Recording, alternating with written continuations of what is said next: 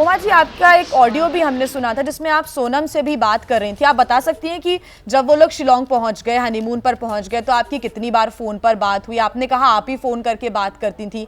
जो लास्ट बार आपकी सोनम से बात हुई थी, क्या कह रही थी सोनम उस दौरान? कि कहाँ पर है वो इस वक्त? वो लोकेशन क्या बताई थी सोनम ने? सोनम लास्ट बार जब मैंने फ़ोन लगाया था तो सोनम ने मेरे को फ़ोन नहीं लगाया था, मैंने ही लगाया था।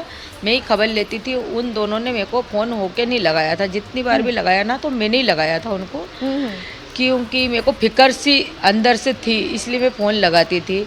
उस दिन भी मेरे मन में एकदम ख्याल आया कि नई नवेली बहू का व्रत है, तो मैं इसको पूछती हूँ कि कुछ खाने की चीज़ मिल रही कि नहीं। तो मैंने उनको बोला कि कुछ खा लेना, जो भी मिले, जूस लस्सी कुछ भी फल फूड जो मिले वो खा लेना, आज व्रत है गया। मैंने क्या तो उन्होंने बोला कि मम्मी अभी तो हम चढ़ाई चढ़ रहे हैं, जंगल में हैं, तो यहाँ क्या खाने को मिलेगा, बोले कि। तो मैंने कहा ठीक है कुछ तो मिलेगा। तो फिर उन्होंने बोला था कि ये तो मेरे को बार बार बोल रहे कुछ खा लो कुछ खा लो, तो कुछ मिल तो रिया होगा, ऐसा तो है ही नहीं कि नहीं मिल रहा होगा। तो मगर वो राजा ऐसा क्यों बोलता?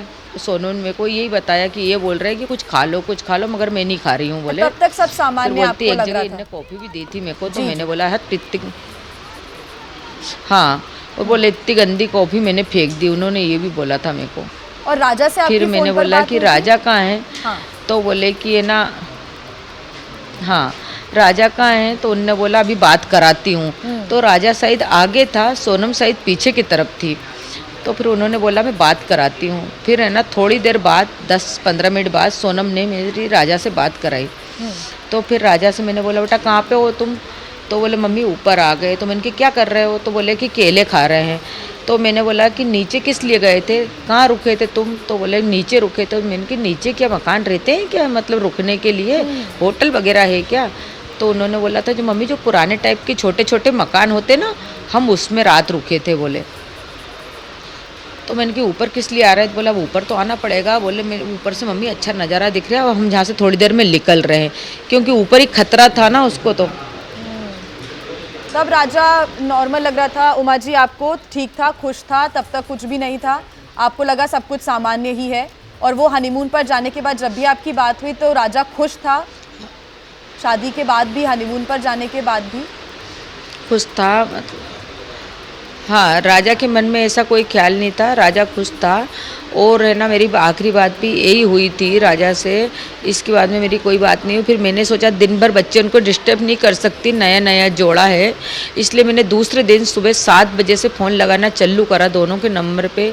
तो दोनों की स्विच ऑफ आ रहे थे। वो जो 23 तारीख को मेरी बात हुई थी सोनम के फ़ोन पे हुई थी, जब मैंने उस टाइम पे सोनम से पूछा था कि राजा का फ़ोन अभी तक चालू क्यों नहीं हुआ, तो सोनम ने मेरे को बताया गया था कि मम्मी उनका फ़ोन स्विच ऑफ है और उनके फ़ोन में कहाँ नेटवर्क रहता है जो चालू करेंगे, वो तो रख लिया, बोले कि। अच्छा। उन्होंने यूँ बोला था।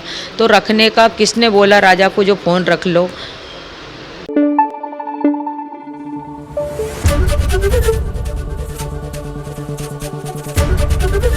एबीपी न्यूज़ आपको रखे आगे।